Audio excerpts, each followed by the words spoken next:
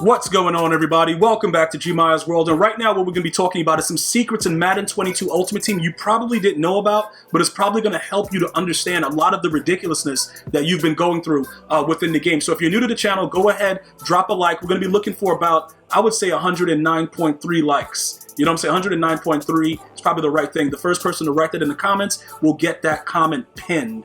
That's what we've been doing as of late. So this is what we're going to talk about. There's a few things that I want to attack. It's going to be both offensively and defensively to make sure you take your game to the next level. The first thing is this, right?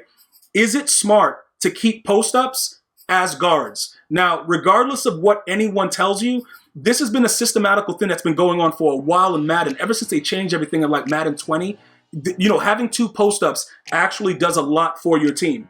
It absolutely slows down the blitz, which is why EA kind of enticed us by giving us a player that gets it for 0, because this is something that people will go after, which is why I put out a video helping you guys to make some coins by getting the lower level parts of this card, because what happens is the team builder, you may have cards in your binder that you can make that team builder with in the set, and you can sell it back and make a profit each time. Many of you guys that gave me feedback, you guys got about 20K per, selling. And that's, 5 times you got 100K.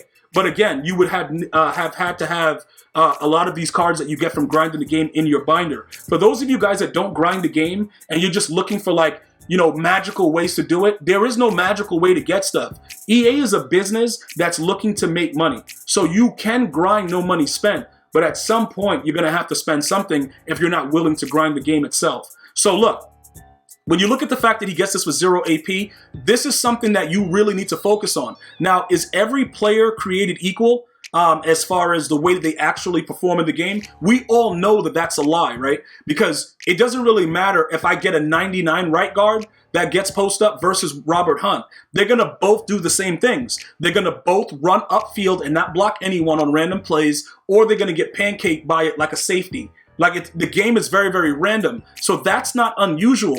And what's happening is a lot of you guys are coming here very, very frustrated, like, yo, G, this happened, this happened. Trust me, I know, bro. There's very few things that hasn't happened to me in this game that has happened to you. And so much, if you just look at the comments, I'm pretty sure everybody that watches this video has a wild story of what happened in the game when an ability just did not do what it was supposed to do, or an overall didn't matter. So what I want to point out is a lot of you guys that are asking, is it absolutely necessary? I believe that even if you're a beginner up to, being the most elite Madden player, having 2 post-ups is very, very huge for your offensive game plan.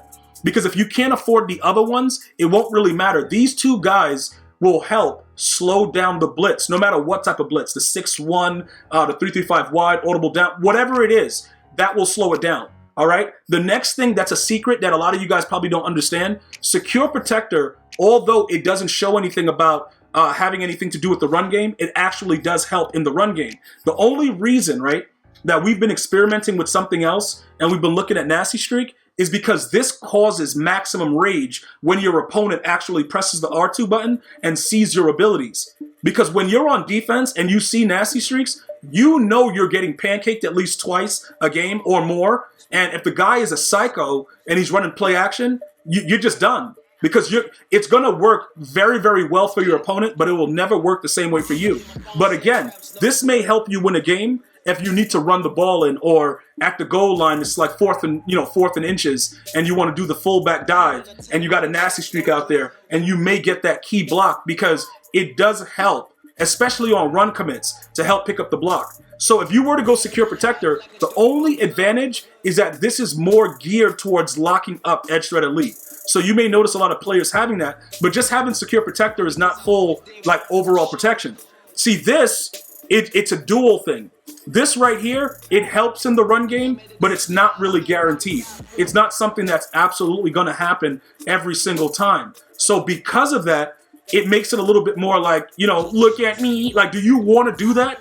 Do you want to come out with Secure Protector and then when you really need to run the ball, it doesn't do what it's supposed to do against the run? Or do you want to have Nasty Streak where, for the most part, the lineman will block, but if you choose to run like a trap or a stretch or something real nasty, like a freaking, one of those stupid little runs with the power runs, where you just have the power run options, and then you have like, you know, the guards coming out and pancaking everybody. If you want to be really dirty, I can give you guys a lot of insight into that, like running those power, you know, like the Wildcat and all that stuff, because this is what makes it disgusting.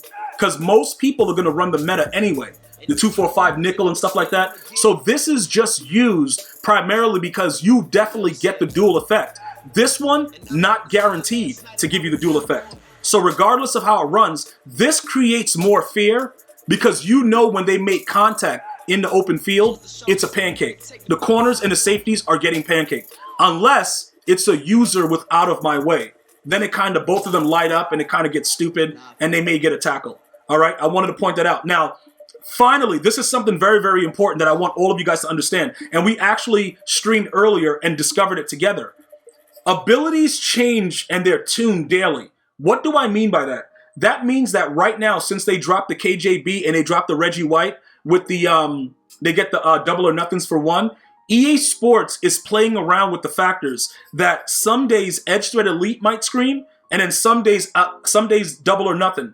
Or, you know, some days it's other stuff. Like this double or nothing, when it first came out, it wasn't really doing anything. With the 1 AP guys that came out with it, then another day went in and I tried it, and then they screamed all game. Then the next day, it didn't work.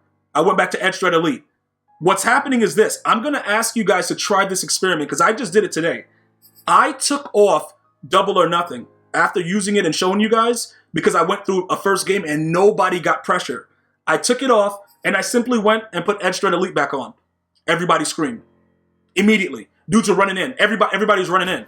Why is that happening? And at the same time, EA is not saying anything about, you know, like the DDA and everything like that. We know that it's something of a licensing thing that they had, but they've said they've never used it, whatever. But this is something that I'm probably thinking, if we just changed our main defensive ability every day, what would be the difference? You see what I'm saying? Like, because if something is not going to work, it's not going to work anyway. So it doesn't really matter. So when you look at it like this, it's a very simplistic way. Every day you log off, the game changes.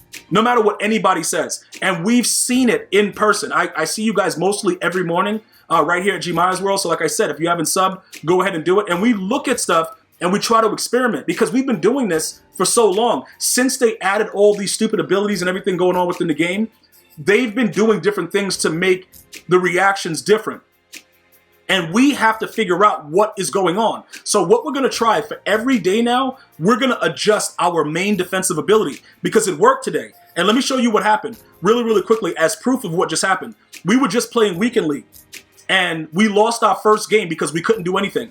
And then look at what happened every game after when we changed that ability. Just so you guys know, so you can take this with you. This is not something that's being made up. I lost the game, my first game, because I left double or nothing on. So my first game was lost, and I just went 3 straight. Just won 3 straight. Everybody screaming. Stupidly. Just running right into the backfield. So that might be a thing. I want to thank you guys and girls for watching. Make sure you keep these tips like to yourselves, bro, unless you want to share it with somebody that's going to go crazy. But if you do this, let me know the outcome, and then we can figure out maybe that's something that they do to kind of regulate and tune the game to keep it balanced. But they're not really keeping the balance because I think we probably figured something out. I'm going to see you guys and girls next time. You enjoy your day. One love, y'all.